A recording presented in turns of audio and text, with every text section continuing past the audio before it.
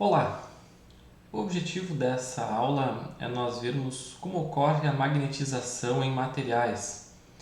Até agora nós vimos somente o que acontece quando o campo magnético atua sobre um meio com permeabilidade magnética μ0, que é a permeabilidade magnética do espaço livre, do vácuo.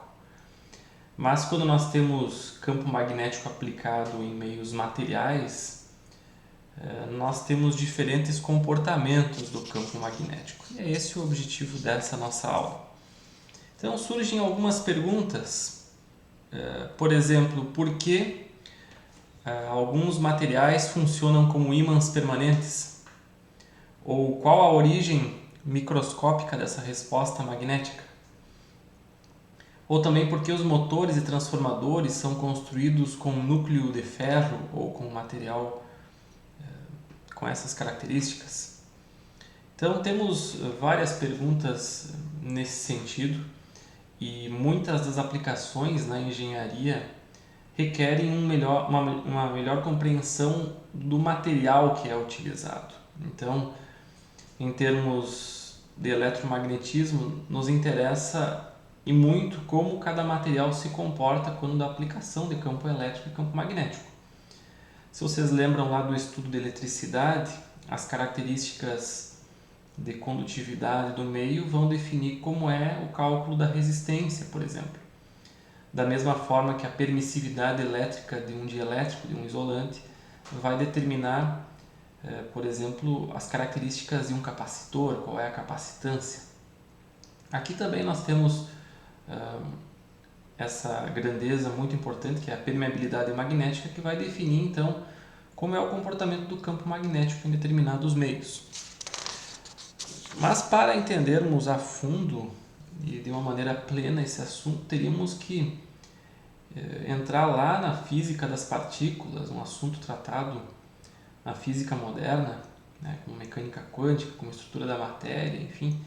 Não é o objetivo aqui.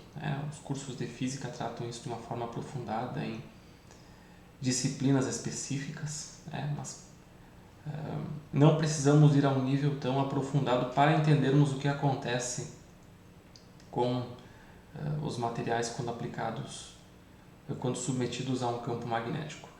Nós poderíamos estudar nesse nível subatômico, na ordem de grandeza das partículas elementares, poderíamos estudar isso a nível atômico ou a nível molecular e, ampliando então a nossa análise, poderíamos também entrar no nível dos domínios magnéticos, que é uma coisa que é mais fácil de compreender, mas sempre pensando que a origem de tudo está na estrutura, de como são os átomos, e é isso que vai definir as características de um determinado material quanto a característica magnética. Então, pensando lá a nível do átomo, dado um núcleo positivo e dado uma certa movimentação dos elétrons em torno do núcleo, isso então é capaz de produzir um pequeno momento de dipolo magnético. Sabendo que uma carga se movimentando é uma corrente elétrica, então esse movimento aqui do elétron em torno do núcleo do átomo é capaz de produzir um pequeno Mzinho, que é o nosso momento de dipolo magnético, ampere vezes metro quadrado. Outra característica importante dos elétrons é o que seria o giro em torno do seu próprio eixo. Isso também causa, o que é chamado de spin, isso também causa ou contribui para um magnetismo individual daquele elétron. E isso tudo pode ser comparado, por exemplo, a uma espira circular de corrente. Então, dado uma corrente em uma espira, isso produz um campo magnético, um momento de dipolo magnético aqui no seu interior. Da mesma forma que em escala microscópica, ou em escala muito pequena, os átomos produzem também um campo magnético. Então, de uma maneira bastante simplificada, a magnetização dos materiais ela ocorre da seguinte maneira. Imaginem que tenha um material e que esse material possua então momentos de dipolo magnético em certas regiões orientados de maneira aleatória. Então, cada um aponta em uma direção e isso, então, causa um momento de dipolo total aqui, líquido, que é igual a zero. Quando temos um campo magnético aplicado, um campo nulo aplicado nessa região do espaço, nesse material. Então, dado um B igual a zero, por consequência também H igual a zero nas redondezas, digamos que esse material aqui tem um ordenamento aleatório dos seus momentos de dipolo individuais, de tal maneira que o momento total é zero, a magnetização é zero. Né? A magnetização, essa grandeza M que nós já vamos definir. Então, antes da aplicação do campo magnético externo, não há magnetização. Quando esse material é submetido a um campo magnético externo, digamos uma corrente elétrica nas redondezas desse material produz uma intensidade de campo magnético H, que por sua vez produz uma densidade de fluxo magnético B. Vou colocar aqui os vetores para deixar bem claro que essas são grandezas vetoriais. Acontece o seguinte, pode acontecer, essa é uma das situações possíveis, que haja um alinhamento desses momentos de dipolo individuais aqui com o campo magnético externo. E a esse fenômeno nós chamamos de magnetização. Então, dentro do material magnético surge esse M maiúsculo aqui, que dá uma ideia então do quanto esses momentos de dipolo individuais estão alinhados ou não com o campo magnético externo. Esse alinhamento interno faz com que haja um fortalecimento. Vejam que agora, além das linhas de campo magnético externas que passam pelo material, tem as próprias linhas de campo magnético desse material. Então tem um fortalecimento do campo magnético nessa região interna. Esse é um dos fenômenos possíveis. E a isso então se dá o nome de magnetização. Então, dado um material com N átomos em um determinado volume, ΔV, e se cada átomo K tem um momento de dipolo magnético individual, aqui MK, a magnetização, medida em ampere por metro, vejam que interessante, ampere por metro, já vamos ver a relação disso com outras grandezas, é o momento de dipolo magnético por unidade de volume. Então vejam que se aqui M é ampere vezes metro quadrado, esse M minúsculo aqui, se nós temos uma grandeza dividido por volume, que é metro cúbico, sobra algo que é ampere por metro. Essa unidade, ampere por metro, é a mesma unidade da intensidade de campo magnético H. Então, H e M maiúsculo, que é a magnetização, tem a mesma unidade. E isso vai influenciar no cálculo dessa magnetização. Por quê? Então vamos supor que nesse meio material nós vimos que a magnetização é diferente de zero. Se a magnetização é diferente de zero, no interior do material nós temos um aumento ou uma soma dos efeitos tanto do campo magnético externo, com a densidade de fluxo μ0H, quanto dessa parcela de magnetização M maiúsculo. Então, se as duas grandezas têm a mesma unidade, elas podem se somar. E ainda, em muitos materiais ocorre uma relação linear entre essa magnetização e o campo magnético externo que a produziu. E essa grandeza, esse ganho, esse fator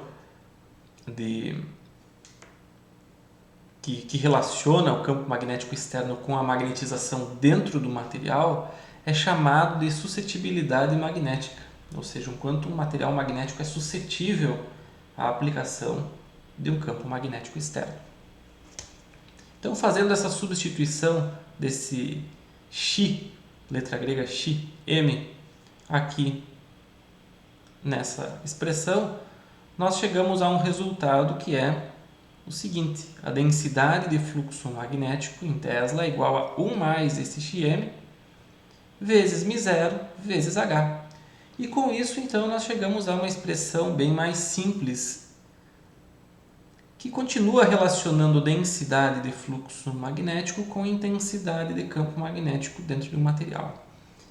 E esse fator de ajuste, né, que relaciona, então, um material com um espaço livre, esse fator aqui adimensional é chamado de permeabilidade relativa desse material. Ele tem um valor adimensional. Esse valor pode ser 1. Se ele for 1, nós estamos falando do espaço livre. Esse valor pode ser um pouco inferior a 1 ou superior. E tudo isso vai ser definido então pelas características do material, como ele responde à aplicação de um campo externo, campo magnético externo. Então essa permeabilidade relativa é um número que vai facilitar bastante a nossa vida. Por quê? Porque isso vai ser igual a um μ qualquer vezes H, onde o μ é o μ relativo vezes μ0. Então esse μ pode ter valores muito diferentes aqui do μ0. Né? Basta ter um material com μr que então seja maior do que 1 ou menor do que 1. Então vejam, o fator aqui de suscetibilidade afeta a chamada permeabilidade relativa. Então 1 mais Xm é igual a μ relativo. E com isso nós teremos então uma classificação em 3 grupos principais. Existem outros grupos, subdivisões aqui, mas eu não vou entrar nesse nível de detalhamento. Eu vou tratar aqui dos 3 grupos principais, que são os materiais chamados diamagnéticos, os materiais paramagnéticos e os materiais ferromagnéticos, que aqui em eletromagnetismo serão de maior interesse para nós. Então, o que acontece com os materiais diamagnéticos? Diamagnéticos são materiais cuja suscetibilidade é menor do que 0. Então, se a suscetibilidade tem valor negativo, significa que esse termo entre parênteses, 1 mais suscetibilidade, resulta em um valor menor do que 1. Então, a permeabilidade relativa é menor do que 1. Mas ela geralmente é muito próxima de 1. Tem valores muito próximos de 1 sem ser 1. Né? Para fins de cálculo, nós podemos inclusive utilizar o valor como sendo igual a 1. Os materiais paramagnéticos são o segundo grupo.